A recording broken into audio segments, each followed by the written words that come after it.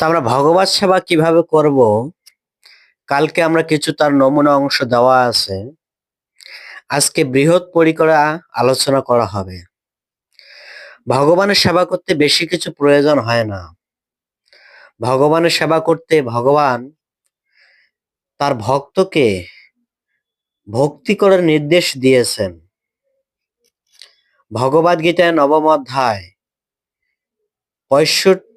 অধ্যায় 25 কি 26 নম্বর শ্লোকে বলছেন, পত্রং পুষ্পং ফলং তয়ং যমে ভক্তা প্রয়োজস্যতি।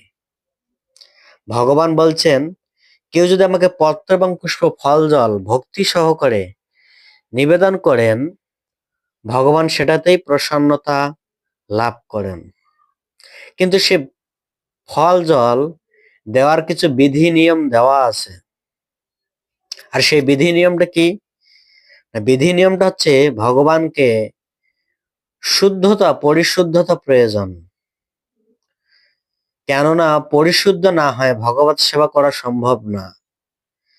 তাই আমাদের সেই পরিশুদ্ধতা লাভ করার জন্য কিছু নিয়ম কানুন ফলো করা উচিত।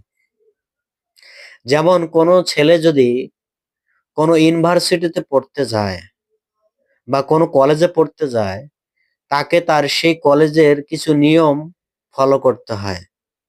কেন করতে হয়? এর কারণ হচ্ছে তার একটা ডিসিপ্লিন আসবে। আর এই ডিসিপ্লিনের মাধ্যমে সে সুন্দর একটা ভবিষ্যৎ সে গড়াতে পারে।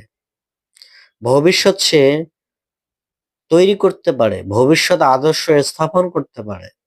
সেম ভগবানের ক্ষেত্রে সেম।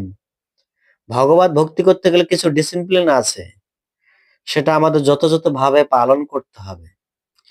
তাহলে ভগবান আপনাকে ধরা দেবে। আপনি কিছু বিধি নিয়ম ফলো করবেন না, নিজের ব্যক্তিগত অপশনে ধর্ম করবেন, সেটা ধর্ম হবে না। সেটা কি হবে? বিশেষ করে আমাদের সনাতন ধর্মের ব্যক্তিরা সেই ধর্মকে অপব্যবহার করে। তাদের ব্যক্তিগত অপশনে তারা ধর্ম করে। কিন্তু ব্যক্তিগত অপশনে ধর্ম করলে সেটা ফলশ্রুত হয় না। আর আমরা দেখতে পারি, এই জন্য অনেক সনাতন ধর্মের ব্যক্তিরা সেই ধর্ম ফলশ্রুত না হওয়ার কারণে তারা এই ধর্মকে পরিত্যাগ করে নাস্তিক হয়, অন্য ধর্মে কনভার্ট হয়ে যায়। এর কারণ হচ্ছে তারা যেহেতু যথাযথভাবে সেই নিয়ম কানুন জানে না। যদি সেই নিয়ম কানুন জানতো, তাহলে ধর্মকে সুন্দরভাবে পালন করত এবং সে কখনোই ধর্মকে পরিত্যাগ করতো না।